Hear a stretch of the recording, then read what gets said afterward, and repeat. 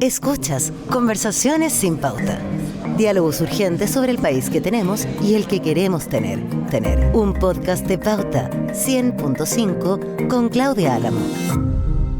El tema de las adicciones, el tema de las drogas, el tema de la juventud es probablemente una capa que arrastramos como sociedad hace ya varias décadas. Lo que ha ido cambiando tiene que ver con la mirada sistémica de cómo se puede ir abordando una problemática que nos daña, que daña a nuestros niños, niñas, jóvenes, porque las sociedades sin esas nuevas generaciones también son sociedades más débiles.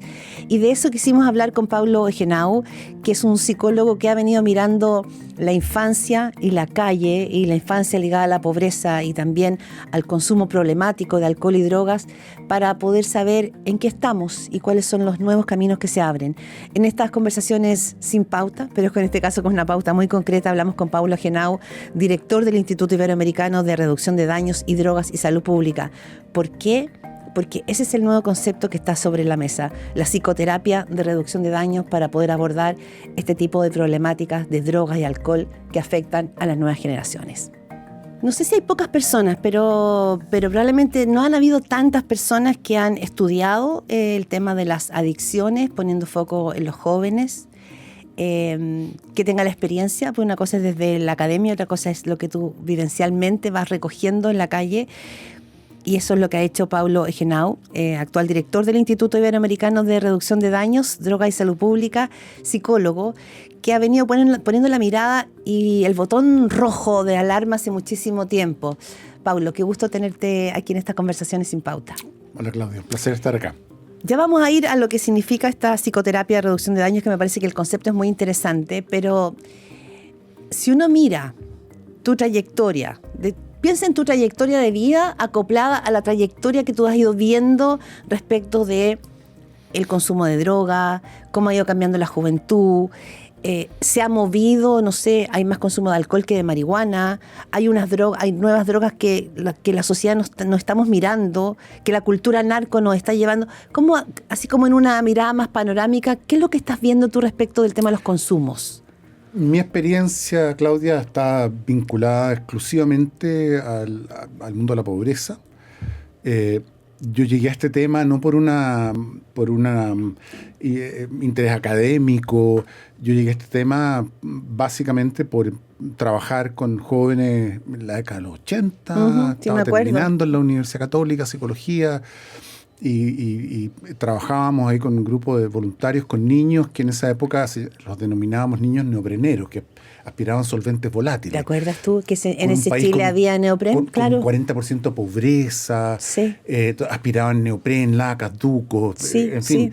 Sí. Y vivían en la esquina, y nosotros con un grupo de compañeros ahí frente a la parroquia Jesús Obrero, recuerdo en Los Nogales, empezamos a trabajar básicamente mirando la pobreza infantil. Y a partir de eso me encuentro con una serie de fenómenos con los cuales estos niños convivían. Y uno de ellos era las drogas. Y esto fue pre-pasta base, antes que llegara la pasta base a nuestro país. Bueno, y desde ahí mi trayectoria más bien ha sido estar vinculado con las consecuencias de la pobreza, y desde ahí el mundo de las drogas, más que el mundo de las drogas desde el punto de vista académico general. Sí, por eso te decía, y hacer la distinción, y sin desconocer que la academia es muy importante en esto. Sin duda alguna, pero evidentemente. Pero que claro, la calle también muestra otras realidades, va marcando otras tendencias también. Desde ahí es interesante tu punto. Efectivamente. Bueno, y uno de los fenómenos que ha costado entender es que el fenómeno de las drogas no solamente tiene que ver con la droga, sino que tiene que ver con las personas y su contexto. Hoy día en el mundo, más que nunca antes, estamos entendiendo el mal denominado tema de las adicciones como un fenómeno biopsicosocial que se nutre, que se articula, que gira en torno a elementos que tienen que ver con la droga, sin duda alguna, el tipo, la forma de consumo, la dosis, el espacio en el que se consume, las características personales, la edad, el estado emocional, historias de trauma y el contexto socioeconómico, cultural, barrial en el cual se da el consumo. Por eso hoy día se habla de trastornos por consumo de sustancias. Ya ni siquiera clínicamente ya dejó de usarse el término adicto, drogadicción, adicción es peyorativo, es excluyente, genera estigma y además no nos permite entender el fenómeno. Este concepto antiguo de la adicción como una enfermedad, que es crónica, en fin, como desde la mirada de Alcohólicos Anónimos antiguos, hoy día hay un cuestionamiento fundamental a entender esto de una manera, yo te diría, un poco más humana, con menos estigma, más basada en evidencia, que nos permite trabajar de maneras alternativas con los distintos grupos de personas que están metidos en estos temas. Vamos a ir a eso, finalmente a cómo se gira. Cuando uno gira la mirada, también va girando las soluciones, como en la vida misma, digamos. Evidente. ¿Tú recuerdas que partiste cuando el neopren, es que yo creo que es una imagen bien icónica, uno incluso podría ponerle esta imagen, ¿no? En los 80. Y hablas de la pasta base. Y yo creo que la pasta base significó un cambio en la conversación. Porque ya entraba ahí también el concepto de la angustia, ¿no? Y de ser capaz de cualquier cosa por... ¿Te acuerdas que los mismos chiquillos que hablaban de fumar angustia? Exactamente. Entonces, cuando ya entra un concepto en torno a la droga, entra también una emoción en torno a la droga, ¿no? Sí. La pasta base cambió el modo de consumo y el modo de relacionarse en torno a las drogas, ¿no? Sí. ¿Cómo ha ido variando eso en donde tú trabajas, en la calle, en los sectores de pobreza? Porque te lo digo porque si hay una imagen que a mí me quedó dando vuelta muy fuerte, creo que fue el año pasado, antepasado, fue una imagen en Alto Hospicio de unos jóvenes jalando tusi sobre el féretro de uno de sus amigos que había sido asesinado por drogas. No sé si te acuerdas tú esa imagen. Jóvenes, niños. Sí. Niños. Sí. Armas sobre ese féretro y tusi, que era como una droga, ¿no es cierto? Que estaba partiendo. Que estaba partiendo. Entonces digo, por eso quiero hacer como ese recorrido, ¿no? ¿Y en qué estamos? Porque la droga entonces ya no es solamente un tema de consumo, sino que pareciera ser que te da como hasta un estatus. Claudia, depende mucho del contexto en el cual se da. ¿Ya? Chile tiene un buen prestigio y una buena historia de vigilancia epidemiológica en torno al tema de drogas. Tiene un sistema de registro periódico cada 2 años en población general, tiene un sistema de registro periódico de consumo en población escolar. Nos cuesta más llegar a sectores de mucha exclusión. Y yo te diría que aparecen algunas sustancias, por ejemplo, tusi. Hoy día las preocupaciones fundamentales tienen que ver evidentemente con el alcohol. Alcohol y juventud, alcohol y adolescencia es el fenómeno más importante que tiene las peores consecuencias, accidentes, temas de violencia, victimizaciones, una serie de riesgos. Eso es sin duda alguna desde el punto de vista de los datos. El peor escenario hoy día tiene que ver con alcohol. En el mundo entero, en adolescencia, droga, la principal preocupación es el consumo de alcohol y las consecuencias del consumo de riesgo, ¿sí?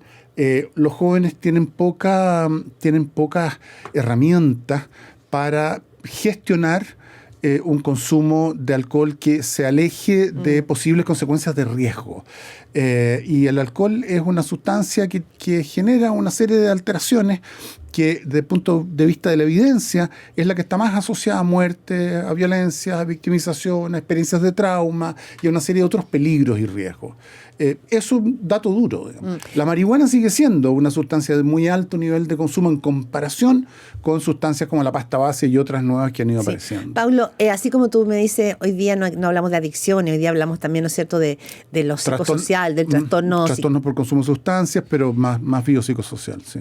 ¿Qué es lo que en el retorno de lo que te dicen los jóvenes, qué es lo que les provoca el alcohol?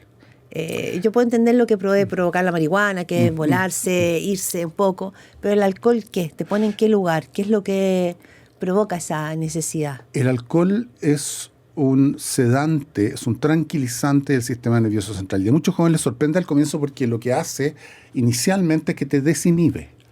Al ser un sedante y un tranquilizante, si yo soy un joven que soy tímido, me cuesta entrar, me cuesta sacar a bailar a una niña, me cuesta socializar en un contexto juvenil, por distintas razones, consumo alcohol y el primer efecto, producto de que es sedante, es la sedación de la corteza cerebral y por lo tanto quedó mucho más, entre comillas, libre desde el punto de vista de los impulsos. Al ser un sedante, al mismo tiempo es un desinhibidor. Y eso es un efecto que es muy bien recibido. Me siento más libre, me siento más espontáneo, me atrevo a hacer, a decir, a bailar, a contar chistes. Hay una suerte como de sensación de liberación que en el mundo de la adolescencia es muy importante. En la medida que yo sigo consumiendo, como sedante, el sistema nervioso central empieza a afectar de manera más profunda el cerebro y ya entro en los síntomas más bien típicos y tradicionales del alcohol. Se me empieza a dificultar el habla, el caminar, y ahí es donde quedo en una circunstancia de riesgo. Ponte tú, nosotros vamos a hacer el próximo año probablemente un trabajo importante respecto del tema alcohol y gestión de riesgo juvenil, que además tiene una perspectiva de género, Claudia, tremendamente importante. Así, Pero evidente, las mujeres metabolizan el alcohol más lentamente que los hombres. Las mujeres metabolizan el alcohol más lentamente en periodos premenstruales y menstruales, lo que hace que dos jóvenes de la misma edad, el mismo peso corporal, hombre y mujer, con la misma ingesta, la mujer va a llegar a un estado de ebriedad y por lo tanto las consecuencias que eso tiene más rápidamente que su par hombre. Y las diferencias de las vulnerabilidades son tremendas. O sea, una mujer que está en un estado de lucidez, conciencia, ebria, se ve expuesta a todos los temas de victimización sexual que hemos lamentablemente visto en las noticias mucho, algunas con consecuencias brutales y dramáticas. Ahora, ¿qué estamos haciendo en términos de no solamente de la prevención del discurso no lo hagas, Claudia? No lo hagas, es malo para ti, que viene desde la época de la señora Nancy Reagan, la esposa del presidente Reagan en Estados Unidos, con su famoso just say no, simplemente di que no. No funciona. No, claro. Los jóvenes toman, por mucho que los papás golpeemos la mesa, nosotros... Como fueron en su minuto, ¿te acuerdas tú las campañas del condón? Era una pareja estable, y bueno, decía, pero estamos hablando de que todos los estudios nos dicen que están comenzando la sexualidad mucho más chicos. Lógico, y en el caso del tema del alcohol y las drogas, las personas consumimos alcohol y drogas desde que se tiene uso de conciencia antropológico. O sea, estamos hablando de miles de años. Los seres humanos hacemos eso. ¿Y qué es lo que hemos hecho los adultos, los papás, muchas veces la sociedad, los mismos colegios?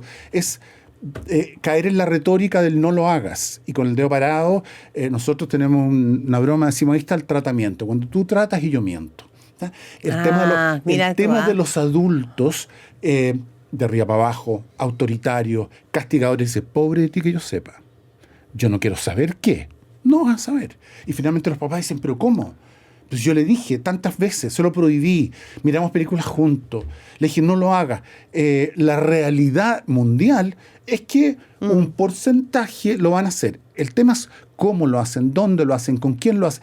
Y cuando lo hacen mal, ¿cuál es la respuesta? Te llaman a ti como mamá cuando tu hija, tu hijo a los 15 años tomó más de la cuenta. Pasó.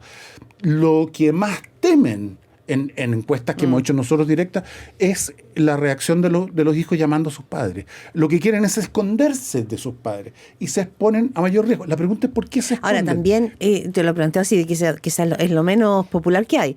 También sucede que los papás, cuando somos demasiado cercanos, demasiado comprensivos, demasiado tomemos todos juntos el trago del domingo en la casa, pero hijo, toma tranquilo, estamos en la casa.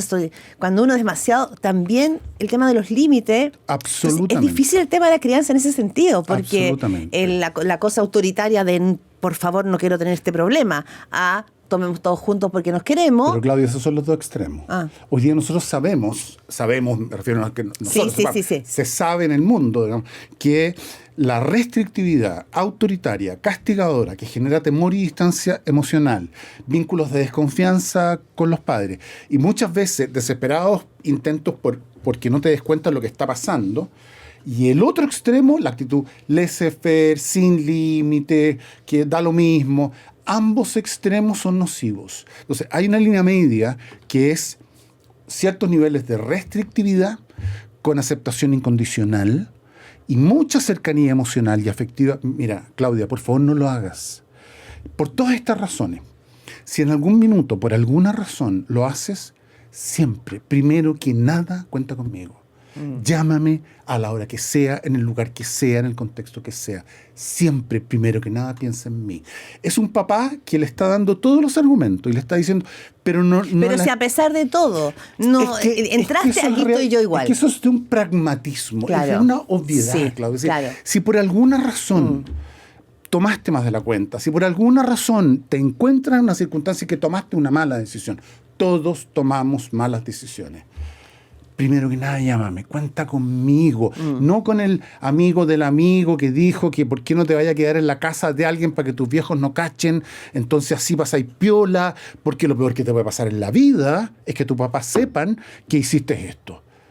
Ahí hay algo fundamentalmente errado. Claro. Y desde el punto de vista de la prevención, este es un trabajo... Por eso lo que tú dices familiar. del tema sistémico. Que Pero- esto- pero Ahora, bien. Pablo, tengo acá en mi mano este libro que entiendo lo acaban de sacar desde el Instituto Iberoamericano de Reducción de Daños, Droga y Salud Pública, porque hicieron un seminario recientemente practicando la psicoterapia de reducción de daños, un enfoque alternativo a las adicciones. Primero, ¿qué es la reducción de daño? ¿Cómo se hace una psicoterapia de reducción de daño? Porque acá no se está apelando a cambiar, Sí. sí a cambiar, Hay una pero sugerencia de cambio epistemológico. Pero es una, respecto a lo que es hemos una venido haciendo. sugerencia distinta de cómo reducir daño. A ver, cuéntame. Sí. Mira, la reducción de daño es un enfoque de salud público que surge de manera bien reactiva, yo te digo, a final de la década de los 70 y de los 80 en el mundo del consumo de la heroína inyectable en los Países Bajos, en Inglaterra, Ya. a partir de la llegada del VIH-Sida. Y sobre todo trabajadores y trabajadoras sociales que trabajaban en ese mundo, calle, drogas, Ya, y el tema de la marginalidad extrema, jeringa, jeringas, se Claro, compartía por mucho eso. la jeringa, la gente empieza a morir. Lo que antes era la rueda cárcel, calle, deterioro de la salud mental, etcétera, ahora la gente empieza a morir.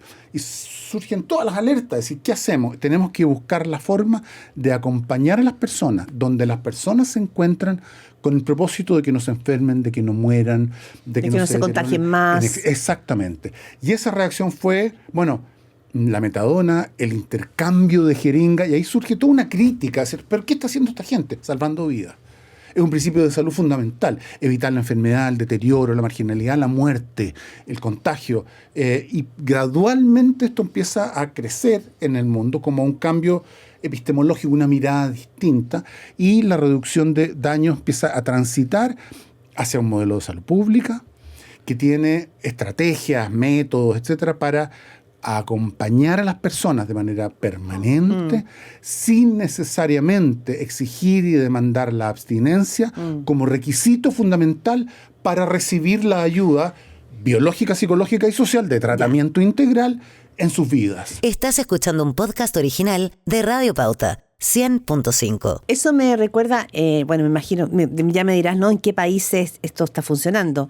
Pero recuerdo que Portugal, por ejemplo, Sí, claro. en Portugal lo que hay es que si tú eres una persona adicta, te inscribes en el Ministerio de Salud y ellos te dan la dosis de droga que tú necesitas, Y en- entendiendo que probablemente llevarte a la abstinencia total es un camino muy largo, entonces para que no entres en el negocio oscuro de la adicción, te Eso van en dando el tu dosis, Ese ¿no? es en el caso de los opiáceos, los programas de sustitución de metadona, Sí. en Países Bajos, en Inglaterra, en fin, y ya en muchos países, digamos, con una serie de otras estrategias. Pero esto finalmente, Claudia, Pero esto no es tirar la toalla. No, pero por ningún motivo, Ya, todo es lo que contrario. lo pongo ahí, pero ya. Qué bueno que lo Ya. dijiste, esa es una de las caricaturas, es todo lo contrario.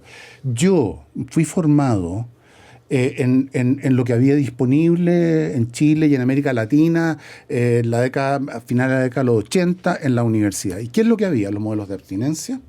Yo me fui, no solo académicamente no había formación, porque las universidades no pescaban el tema, ¿para qué decir la salud pública? No pescaba el tema, y por lo tanto esto giraba en torno a una cosa social. Yo me fui a vivir unos meses a Colombia. Casi que como pastoral. Casi. Me fui a vivir unos meses a Colombia. La formación era vivencial. Yo viví como un usuario de programa de tratamiento en Medellín y en Bogotá. Estuve 3 meses viviendo al interior de un programa como un, entre comillas, en esa época, drogadicto más. Un Medellín Era que estaba muy golpeado en ese minuto. Un nivel de abuso bien motivado. Detrás estaba lo que se llamaba el tough love, el amor duro. Eran programas abusivos, maltratadores, cero individualizados. ¿Qué es lo que el mundo ha visto? Es que las personas se ven abandonadas. Piensa tú lo absurdo, Claudia, de que tú llegas con problemas de droga a un programa y lo primero que y llegas habiendo consumido, no te voy a atender. Es una falta de respeto lo que estás haciendo.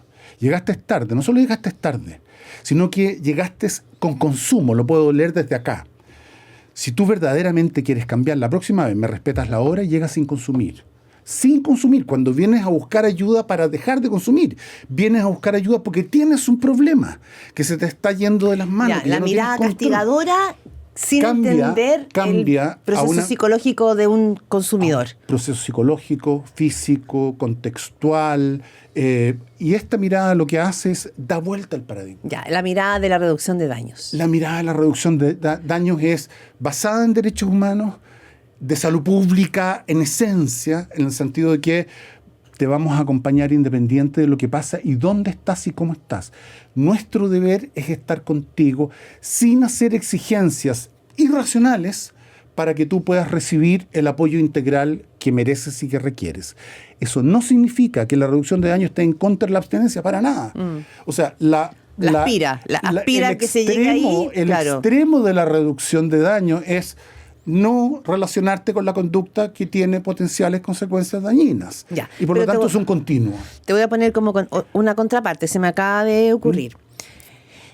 Esto tiene que ver con un cambio de mirada, de paradigma, no solo desde la psicología, sino que desde la salud pública. ¿ya? Desde la salud pública, de los derechos humanos, desde una ética social. Pero esto también va a tener una contraparte, que son sociedades que se sienten hoy día cada vez más amenazadas, que el tema de la drogadicción también está muy ligada al nivel de violencia que se está viviendo respecto a la delincuencia, porque lo que ha cambiado también en Chile, veámoslo acá, es que la violencia es el dato nuevo en la manera de delinquir, y que muchos dicen que está gatillado por un abusivo consumo de distintas sustancias.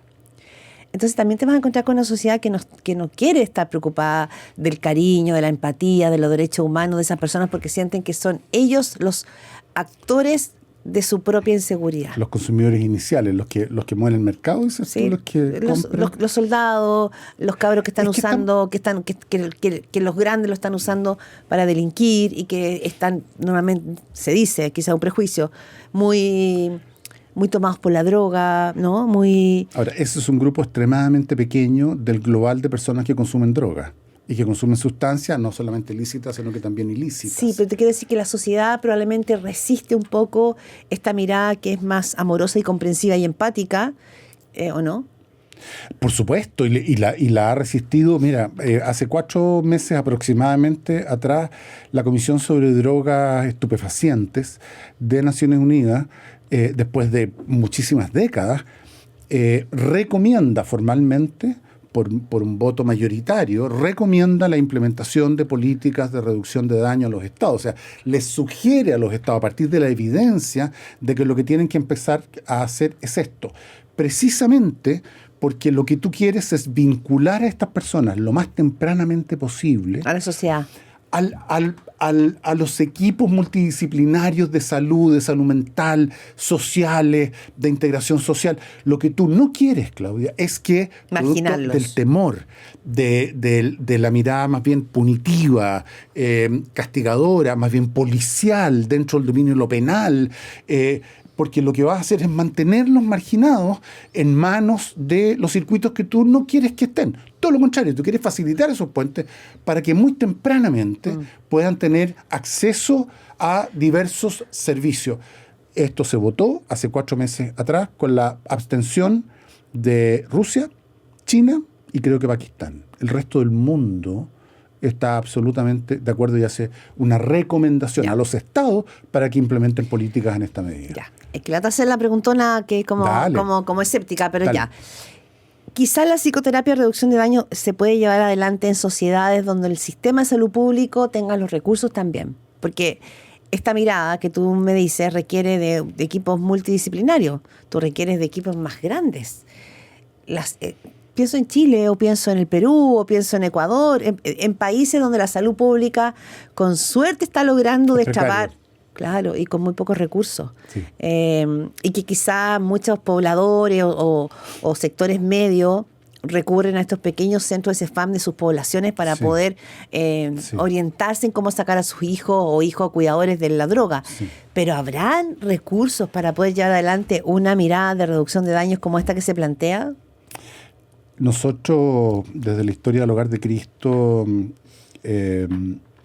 por muchísimos años, Claudia, vinimos tratando de incidir en que en el presupuesto anual, la ley de presupuesto en Chile, y particularmente en el presupuesto de salud, se aumente a unos estándares mínimos el presupuesto en salud mental.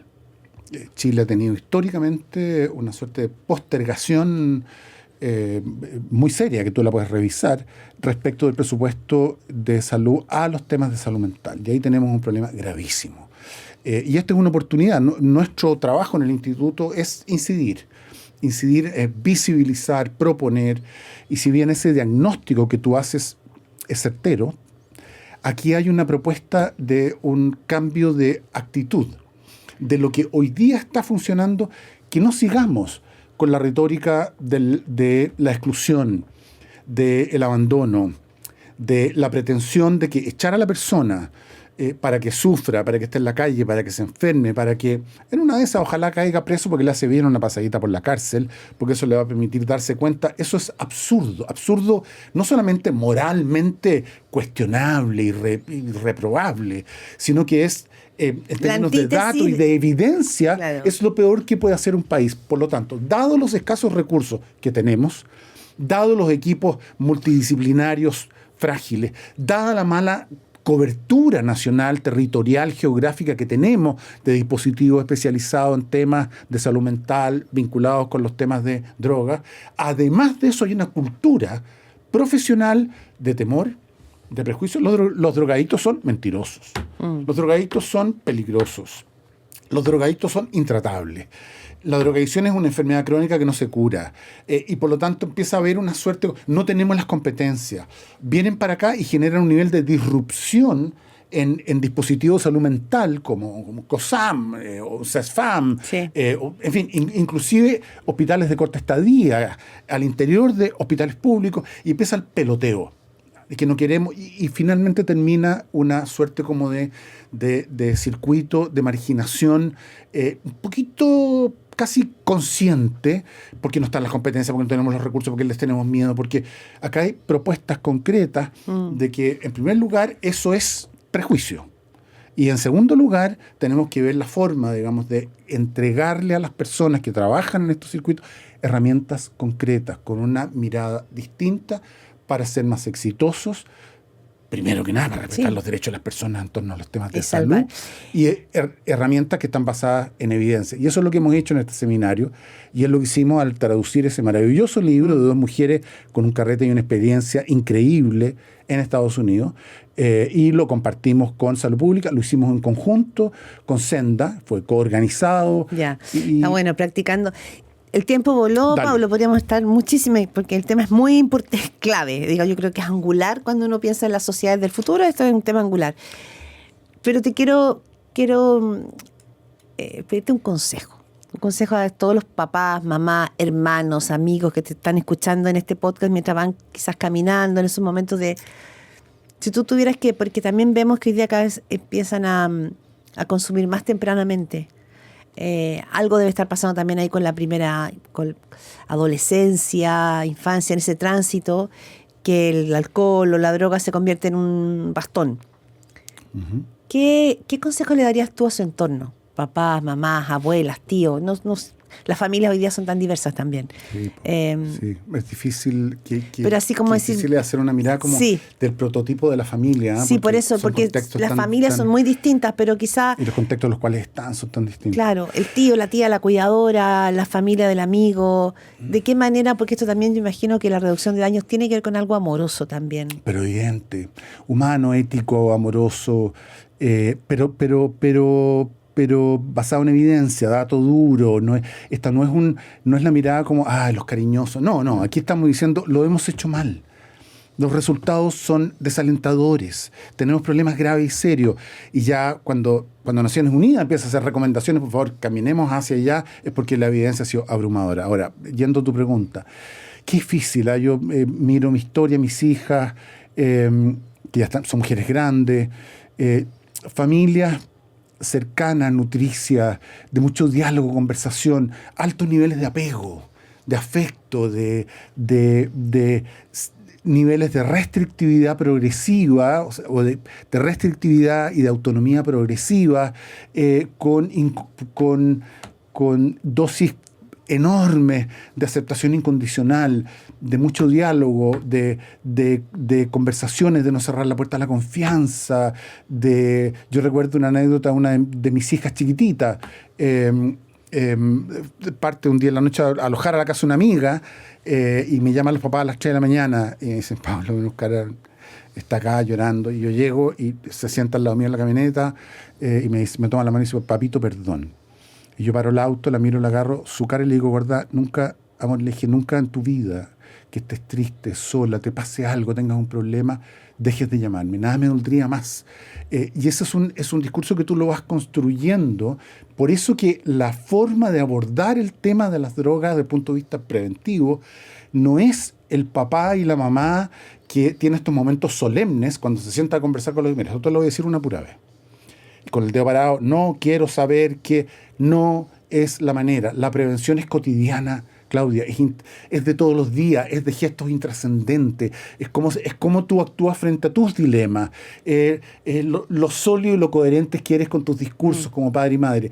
Yo te diría, ese entorno son familias que se denominan protectoras. No es que tengan la garantía, no van a tener problemas, es que van a tener la posibilidad de darse cuenta. Y de ayudar, quizás. Sus hijos van a llegar a pedir ayuda, claro. Va a haber una confianza, cuento contigo. No te tengo introyectado como una madre, un padre castigador, que me va a hacer perder todo tipo de privilegio, voy a quedar pésimo. Yo sé que cuento contigo y sé cuáles son la ruta ética que tú me has marcado. Y soy capaz de ver cuando me salí de esa ruta y pedirte ayuda. Y pedirte ayuda en fin, cuando ya siento que la cosa está muy complicada, voy a confiar en ti y voy a contar contigo, sin esperar recibir de vuelta el peor de los castigos. Ay, qué desafío, Pablo Henao, porque tiene que ver también no solo con mirar lo que tiene que hacer el otro, es decir, el Estado, la salud pública, la sociedad civil, sino qué es lo que tengo que hacer yo también desde mi pequeño espacio. Y a veces eso se nos olvida, porque a veces también vamos arriba de un tren de altísima velocidad que nos va dejando más desvinculados de aquello que también nos toca hacer, quizás. Y a veces vivimos en contextos de tanta violencia, de tanta dificultad, de tanta carencia, de tanta miseria y pobreza, que de verdad no tengo los tiempos físicos y emocionales para ejercer esa labor. Ese es un problema social serio. Pablo Henao, director del Instituto Iberoamericano de Reducción de Daños, Drogas y Salud Pública, psicólogo también, un gustazo, y prometo que esta no será la primera o última vez que vamos a conversar, porque tenemos mucho Claudia por mirar ahí también. Muchas gracias. Gracias a ti. Esto fue Conversaciones sin Pauta. Diálogos urgentes sobre el país que tenemos y el que queremos tener. Con Claudia Álamo.